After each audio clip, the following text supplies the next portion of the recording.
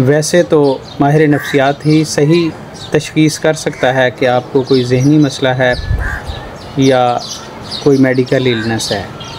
लेकिन चंद ऐसी अलामात हैं जिसकी बेस पे आप ख़ुद भी अंदाज़ा लगा सकते हैं कि आप खुदा न खास्ता किसी ज़हनी मसले का शिकार तो नहीं। अगर आपका अपने काम में दिल नहीं लग रहा, आपको हर वक्त बेचैनी रह रही है, आपको डर रहता है, आपकी धड़कन अचानक तेज़ हो जाती है, आपको ठंडे पसीने आना शुरू हो जाते हैं,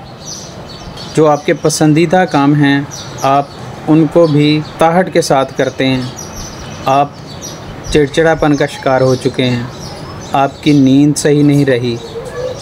आपके दिल पे हर वक्त एक बोझ सा रहता है, तबीयत उदास रहती है। अगर इस तरह की आप में अलामात पाई जाती हैं तो आपको कोई ना कोई ज़हनी मसला हो सकता है।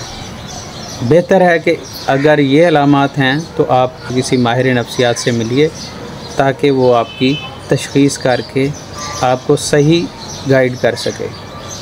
अगर आप मेरे पास विज़िट करना चाहते हैं तो 030499899646 पर